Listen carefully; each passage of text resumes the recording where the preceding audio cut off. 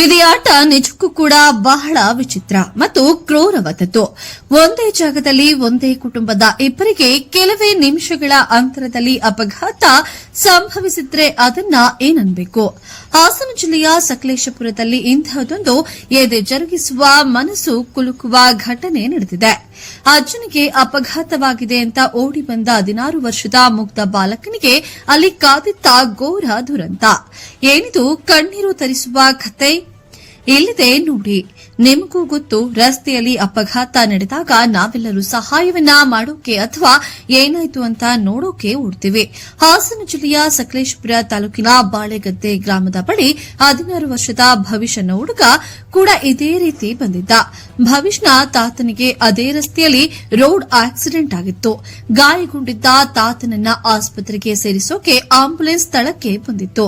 ಅಜ್ಜನ ಆಂಬ್ಯುಲೆನ್ಸ್ ಏರುವುದನ್ನ ರಸ್ತೆ ಬದಿಯಲ್ಲಿ ನಿಂತು ಭವಿಷ್ ಆತಂಕದಿಂದ ನೋಡ್ತಾ ಇದ್ದ. ಆದರೆ ಅದೇ ಕ್ಷಣದಲ್ಲಿ ಆ ವಿಧಿಯ ಕ್ರೂರಾಟ ಶುರುವಾಗಿತ್ತು. ಅತಿ ವೇಗವಾಗಿ ಬಂದ ಕಾರೊಂದು ರಸ್ತೆ ಬದಿಯಲ್ಲಿ ನಿಂತಿದ್ದ ಈ 16 ವರ್ಷದ ಬಾಲಕನಿಗೆ ಜೋರಾಗಿ ಡಿಕ್ಕಿ ಹೊಡೆದಿದೆ. ಕಾರು ಡಿಕ್ಕಿಯಾದ ರಭಸಕ್ಕೆ ಭವಿಷ್ ರಸ್ತೆಗೆ ಬಿದ್ದಿದ್ದಾನೆ. ಆದರೆ ಆ ಕಾರಿನ ಚಾಲಕ ಮಾತ್ರ ಮಾನವೀಯತೆಯನ್ನ ಮರೆತು ಗಾಡಿಯನ್ನ ನಿಲ್ಲಿಸದೆ ಅಲ್ಲಿಂದ ವೇಗವಾಗಿ ಪರಾರಿಯಾಗಿದ್ದಾನೆ.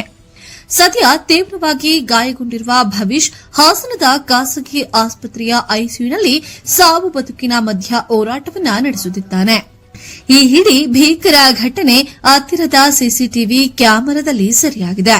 ಸಾರ್ವಜನಿಕರ ಆಕ್ರೋಶದ ಬೆನ್ನಲ್ಲೇ ಪೊಲೀಸರು ಹಿಟ್ ಅಂಡ್ ರನ್ ಕೇಸ್ ದಾಖಲಿಸಿಕೊಂಡು ಸಿಸಿಟಿವಿ ದೃಶ್ಯಗಳ ಆಧಾರದ ಮೇಲೆ ಪರಾರಿಯಾಗಿರುವ ಕಾರು ಮತ್ತು ಚಾಲಕನ ಪತ್ತೆಗಾಗಿ ತೀವ್ರ ಹುಡುಕಾಟವನ್ನ ನಡೆಸುತ್ತಿದ್ದಾರೆ.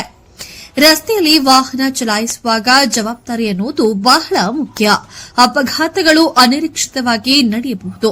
ಆದರೆ ಡಿಕ್ಕಿ ಹೊಡೆದ ಮೇಲೆಯೂ ಕೂಡ ರೋಗಿಯನ್ನ ಆಸ್ಪತ್ರೆಗೆ ಸೇರಿಸುವ ಬದಲು ಈ ರೀತಿ ಮಾನವೀಯತೆಯನ್ನ ಮರೆತು ಓಡಿ ಹೋಗುವುದು ಎಷ್ಟರ ಮಟ್ಟಿಗೆ ಸರಿ? ನಿಮ್ಮ ಒಂದು ಬೇಜವಾಬ್ದಾರಿತನ ಒಂದು ಇಡೀ ಕುಟುಂಬದ ಭವಿಷ್ಯವನ್ನೇ ಕತ್ತಲಿಗೆ ತಳ್ಳಬಹುದು. ರಸ್ತೆ ಬದಿಯಲ್ಲಿ ನಿಲ್ಲುವಾಗ ನಾವು ಕೂಡ ಅಷ್ಟೇ ಎಚ್ಚರಿಕೆಯಿಂದ ಇರಬೇಕಾಗಿದೆ.